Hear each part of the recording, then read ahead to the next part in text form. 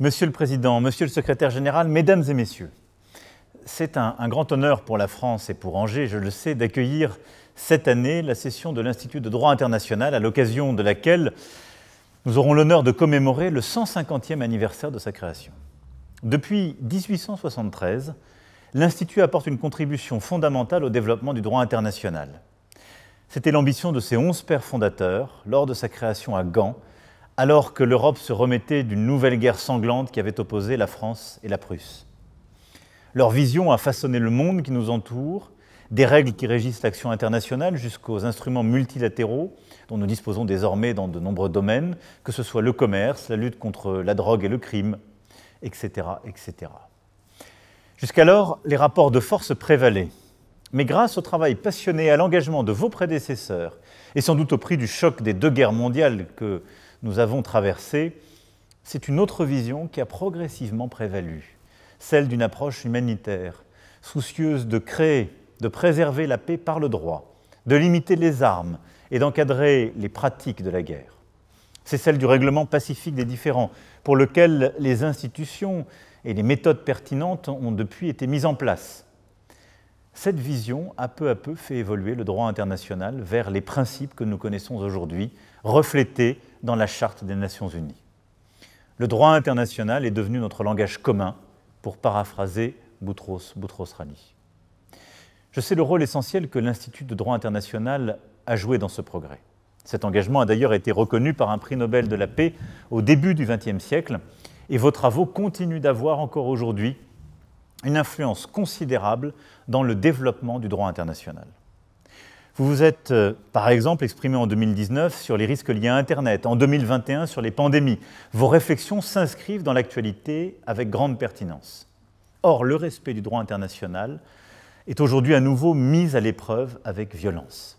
Et au moment où je vous parle, ce droit international existant, au-delà des réflexions nouvelles que vous produisez, est en effet bousculé par l'agression russe en Ukraine, les crimes commis dans ce contexte qui constitue un déni fondamental d'un monde régi par la règle de droit et les valeurs universelles qui doivent nous ressembler. Mais dans ce contexte qui pourrait être particulièrement négatif, je vois aussi des motifs d'espoir. D'abord, dans la force de notre réponse collective à cette attaque contre les fondements de notre communauté internationale. Cette réponse, nous l'avons portée au nom du droit international et de ses valeurs, et ce avec détermination, et je le redis ici avec beaucoup de clarté. Nous avons pris plusieurs résolutions très claires qui ont été votées par l'Assemblée générale des Nations unies à une majorité incontestable, mais surtout, nous ne devons pas laisser s'installer que la guerre en Ukraine serait une guerre régionale, qui ne concernerait que les Européens ou les Occidentaux.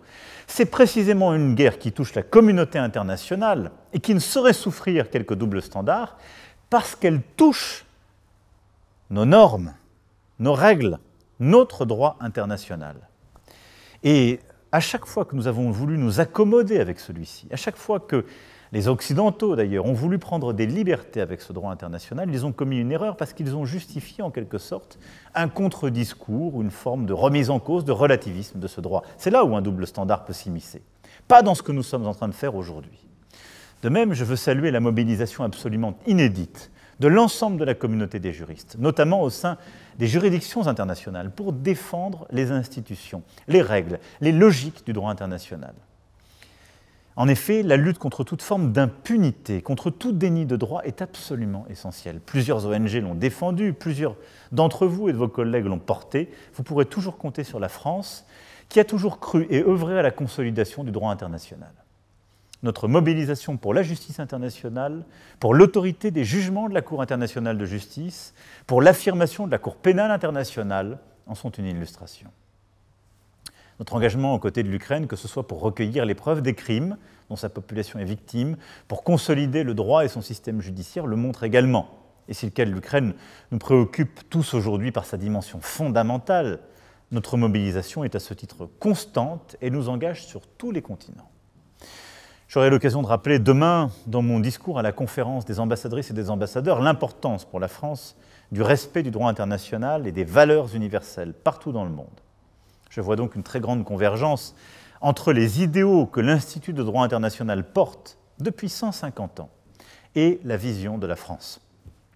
À ce titre, je vous remercie d'avoir choisi notre pays pour cet important anniversaire. J'y vois aussi le signe de l'engagement, de votre reconnaissance pour le professeur Pelé, que nous admirons tous. Je vous souhaite d'excellents travaux tout au long de la semaine. La communauté internationale compte sur votre engagement qui continue, 150 ans après, à faire rayonner les idéaux de Gand qui sont nos idéaux. Et plus encore aujourd'hui qu'hier, sachez que vous pouvez compter sur la France pour les porter à vos côtés et n'accepter aucune forme d'accommodement, de concession ou de relativisme. C'est notre socle. Je vous remercie.